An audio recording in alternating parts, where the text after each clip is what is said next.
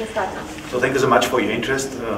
We are representing the EPP group in the European Parliament. It's the largest political family in Europe. And we went to Sarajevo with the idea to listen, to contribute to the ongoing negotiations, especially on the electoral law, but even broader for the longer-term perspective for Bosnia and Herzegovina. Let me express first of all that we are here in Europe. So for us, Bosnia and Herzegovina is a future member state of the European Union. And whatever we do, whatever we contribute, it insists thinking that we want to see Bosnia and Herzegovina as a future member of the European Union. And we learned yesterday that all political actors, especially those where we had direct contact yesterday, you know, all of them are also EPP members, so part of our political family. They showed the will that they want to compromise on the electoral law.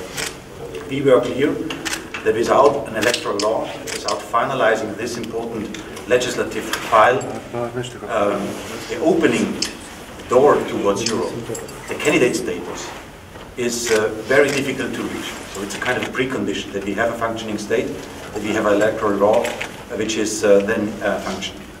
So that is our message. We ask everyone to really invest now in a compromise. We know it's not easy, but we ask everyone to invest in this compromise.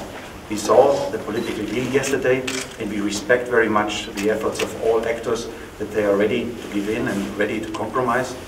And again, if we want to guarantee a good future for Bosnia and Herzegovina towards the European integration process, we need this law and the readiness of compromise. I want to add that we have next to this concrete point as a base, as a principle, the Dayton Agreement. That's clear, and I want to underline that what we saw from the Republika Srpska is they're unacceptable for us in a lot of these steps they do there. I mentioned this because on European level you can imagine that people are also considering why do we invest so much money in the region. And that's why I want to express, especially in regard to the Republika Srpska, to the developments there, that the funds the European Union is preparing and providing to the region are not without conditions. So we say we need progress. We need progress in the sense that the European Commission was presenting with the 14 initiatives, with the 14 priorities to reform the country. So that is another message I want to be clear, that the money is not without conditions. We want to see progress in the region.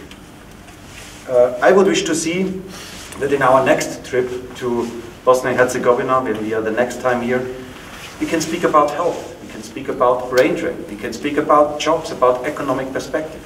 So that is what people really concerned about. That is what really people are having in their mind.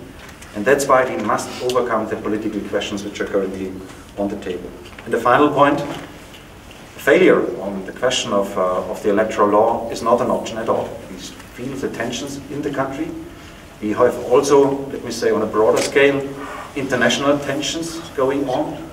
And that's why I want to remind everyone that we are also in a historic moment, not only for Bosnia and Herzegovina, but also for the European Union as a whole, Ukraine and all the further development.